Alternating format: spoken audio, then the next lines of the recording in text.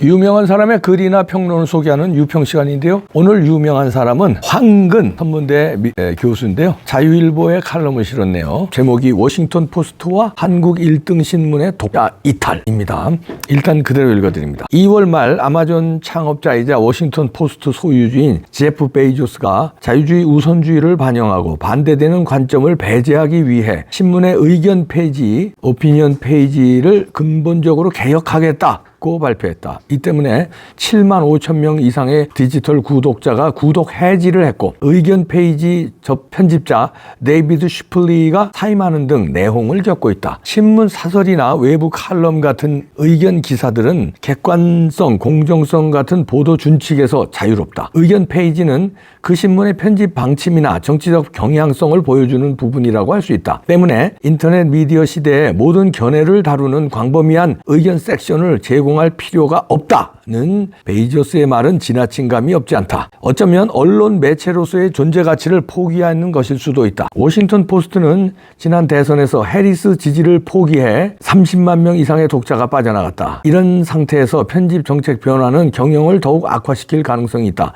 하지만 베이조스 입장에서는 아마존 웹 서비스도 있고 우주 산업체 블루 오리진이 연방정부와 매년 수십억 달러 계약을 유지하고 있는 것을 감안하면 워싱턴 포스트의 경영 압박 정도는 별 문제가 안 될 수도 있다. 매트 모레이 워싱턴 포스트 편집장은 일반 기사들은 의견 기사와 별개로 자유롭게 보도할 것이라고 했지만 베이조스 태도로 보아 얼마나 유지될 수 있을지는 불투명하다. 더구나 기성 언론들에 대한 트럼프 대통령의 강한 적대감은 잠재적 위험 요인이 될 수 있다. 더 우려되는 것은 정권의 압박과 통제를 의식해 스스로 위축되는 자발적 통제가 전체 언론으로 확산될 가능성이다. 수정헌법 제1조에 의해 거의 무한한 언론의 자유를 누려왔던 미국에서 이런 후진적 언론 통제 행태들이 벌어지고 있다는 것은 큰 의미가 있다. 어쩌면 16세기 후반 근대신문 출현과 함께 시작된 대중매체 시대가 막바지에 와 있다는 징후일 수도 있다. 이미 인터넷 매체의 공세에 밀려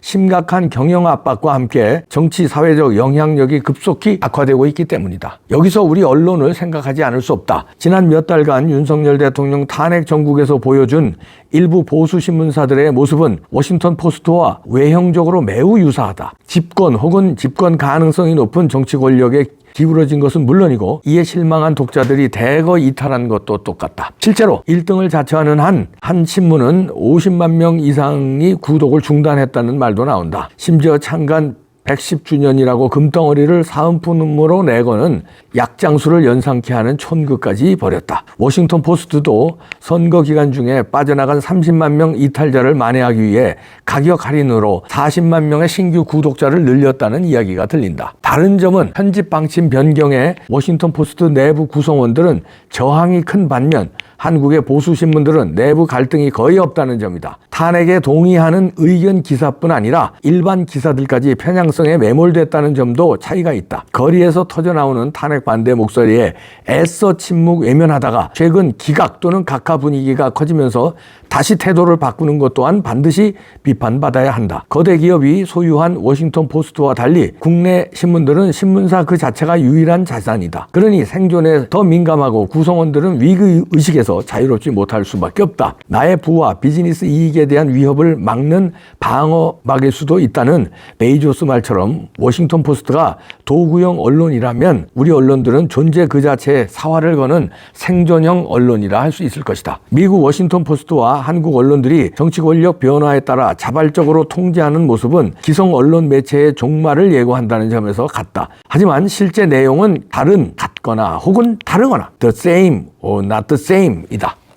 이런 황근 선문대 교수의 칼럼인데요. 잘 분석했네요. 워싱턴 포스트도 조선일보처럼 곤혹을 치르고 있구만요. 7만 5천 명 이상이 빠져나갔구나, 구독자가. 근데 지금 조선일보는 더 많이 빠져나갔다는 거 아니에요? 들리는 얘기에 하면 5분의 1이 그 종이신문 구독자가 탈퇴해버렸고 온라인도 지금 심각한 상태라는 거 아니에요? TV조선 시청률도 그렇고 TV조선이 한동안은 시사 프로로 먹고 살았거든요. 그러니까 이제 뉴스 뉴스라든가 종편 특유의 시사를 이제 MBC, KBS가 이제 좌파 언론이니까 우파적인 시사 보도를 원하는 사람들이 한동안 많이 응원해줬어요. 그래서 그걸로 이제 조선일보의 부진을 TV조선이 좀 많이 메꾸고 역할을 했는데, 최근에 와서는 이준석을 응원하고 한동훈을 빨아제끼고 이거 이상하다 하고 보수 구독자들이 야 이게 뭐야 TV조선, 너네가 보수 신문이야, 보수 방송이야? 그리고 TV조선뿐만 아니라 채널A도 그렇고 동아일보도 그렇고, 그나마 방송에서는 채널A가 조금 낫다는 평가예요. MBN도 그렇고, MBN도 요즘 조금 이상해졌어요. 그래서 지금 심상치 않다는 겁니다. TV조선은 미스터트롯, 미스트롯 뭐 이런 걸로 수입을 많이 올리고 시사 보도가 안 되니까. 그다음에 MBN은 한일 현역 가왕 뭐 이런 걸로 시청률이 좋았죠. 그런데 지금 요즘에 여기 이 칼럼에서도 지적했지만 대통령이 돌아오는 게 거의 확실시되는 분위기니까 또 조금 슬쩍 또 논조가 달라집니다. 그런데 이미 늦었다는 얘기고요. 근데 근본적으로 부정선거에 대해서 아직까지 시원한 취재를 안 했어요. 조선일보 같은 경우는 얼마 전에 지지난주인가에 칼럼 한번 나왔어요. 그것도 김대중이라든가 사설로 나온 게 아니라 외부 필진의 칼럼으로. 그나마 그것도 다행이지. 부정선거에 대해서 짚은 칼럼이 나왔어요. 그래서 조선일보가 드디어 달라졌구나 하고 제가 박수치면서 논평하는 방송을 내보냈습니다. 그러면서 나중된 자가 먼저 된다. 제발 웰컴. 부정선거 취재 확확 쑤셔달라. 그렇게 부탁도 드리면서 박수도 쳤는데 그 이후로 뭐 또 없습니다. 자, 그리고 이제 요즘에는 한동훈이 맛이 가니까 한동훈에 대해서 빨아제끼는 기사들을 그렇게 많이 조중동이라든가 보수 조중동 종편에서 많이 안 다루더라고요. 왜냐면 인기가 사그러든 걸 안 거예요. 이제 한동훈 그렇게 빨아제끼더니 이준석도 손을 놓은 거 같습니다. 이준석을 그렇게 빨아제끼더니. 그런데 그러면서도 윤 대통령을 계속 코너에 모는 이런 방송, 그다음에 신문 분석을 내놨는데 요즘에는 좀 달라졌죠. 대통령이 돌아올 것 같으니까 이제 거기에 논조를 맞추는 것 같습니다. 그런데 여기서도 어렴풋이는 지적했지만 이게 패러다임에 교체되는 거에 말하자면 부채질을 하는 거예요. 가뜩이나 패러다임이요. 과거에는 신문, 그 다음에 방송으로 이제 그 패러다임이 어느 정도 영향력이 넘어갔어요. 그다음 그 방송이 최근엔 뉴미디어라는 건 저희 같은 이제 유튜브도 있지만 뭐 팟캐스트도 있고 SNS도 있고요. 인스타그램도 있고요. 이런 포털 뉴스도 있고요. 이런 뉴미디어의 파워가 커지고 있는, 패러다임이 이렇게 변하는 물결 속에서 그래도 굳건하게 이 정통성을 유지하면 그 패러다임 바뀌는데도 살아남거나 아니면 그걸 늦출 수 있는데, 조중동이 정통성, 다시 말해서 보수의 정통성을 상실하고 부정선거를 외면하고 뭐 이상한 배신자들을 빨아제끼고, 그러니까 거기는 어차피 좌파들이 안 봐요. 그럼 보수 시민들이 봐줘야 되는데 보수 시민들의 사랑을 점점 잃어가고 있다. 그런데다가 뉴미디어의 물결은 어차피가 전 세계적으로 있는 건데 그거 가속화시켰다, 한국에서는. 왜냐하면 제가 일본에를 갔다 온 적이 있는데요. 일본에서 이제 제가 아무래도 직업이 이거니까 관찰을 했습니다. 텔레비를 쭉 보고 이 방송 저 방송 보면서 이제 시사 프로를 어떻게 다루나 보고, 그 다음에 일본에도 유튜브가 있잖아요. 유튜브의 그 파이라든가 이런 걸 분석했는데 아직 일본은 우리처럼 대격변은 아니더라고요. 패러다임이 기존의 레거시 미디어에서 이 뉴미디어로 확 지금처럼 우리처럼 안 넘어갔어요. 그 이유가 뭐냐면요. 그럼 몇 가지 있겠지만 일단 일본 사람들은 우리처럼 그 냄비 근성이 없어요. 파닥파닥 뛰질 않아요. 그런 게 첫 번째 있을 거고, 두 번째는 정통 미디어들이 해닥해닥 하질 않아. 자기네들의 그 기본을 1년 전이나 10년 전이나 지금이나 쭉 유지하고 있습니다. 그럼 보수는 보수의 색채를 그대로 유지하고 있고, 뭐 좌파는 좌파의 색채를 그대로, 무슨 정권에 따라서 헷가닥하고 이러질 않더라고요. 또 사람을 따라서 헷가닥하고 이러질 않더라고요. 그러니까 아직은 시사 유튜브가 우리처럼 그렇게 파괴력이 있진 않더라고요. 아직까지는 그래도 레거시 미디어의 파워가 굉장히 크더라고요. 그런 면에서 그 부채질을 한 건 뭐냐? 우리 한국의 언론들이 자기 역할을 못했다. 배신자들을 빨아주고 부정선거를 외면하고 이래서 신뢰도를 잃었다는 겁니다. 미국도 마찬가지예요. 신뢰도를 잃었어요. 근데 한국보다는 그래도 좀 나아. 근데 미국의 좌파 매체들 선거 과정에서도 그렇고 부정선거에 대해서 신뢰를 미국에서도 잃었습니다. 레거시 미디어가. 우리보다는 그래도 상황이 난 편이다. 그럼에도 불구하고 워싱턴 포스트 같은 경우에 이런데, 워싱턴 포스트뿐만 아니라 뭐 많이 그렇죠. 근데 한국은 더 심각하다. 조선일보 위기다. 이런 얘기입니다.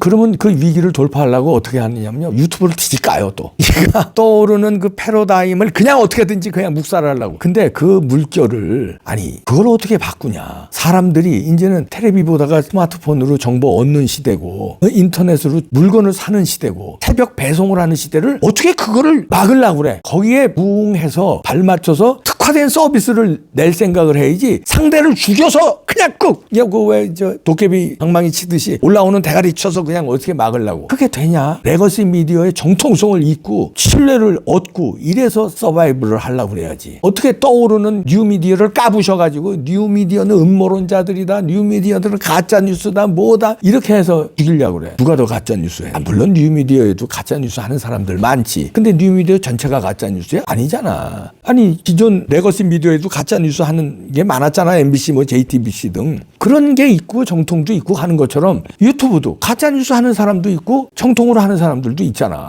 유튜브 전체를 가짜뉴스, 유튜브 전체를 음모론자로 몰아버리고 그래서 죽이려고 그러면 되겠냐? 그리고 부정선거가 음모론자야? 이건 밝혀지고 있잖아. 너네들이 음모론자였어. 부정선거를 없다고 한 사람들이 음모론자였어. 그래서 이 패러다임의 변환을 가속화시켰다. 누가? 레거시 미디어가. 그중에서도 누가? 오중동이 그 역할을 못했다 이런 얘기입니다. 미국과 비교해서 신랄하게 꼬집고 있네요.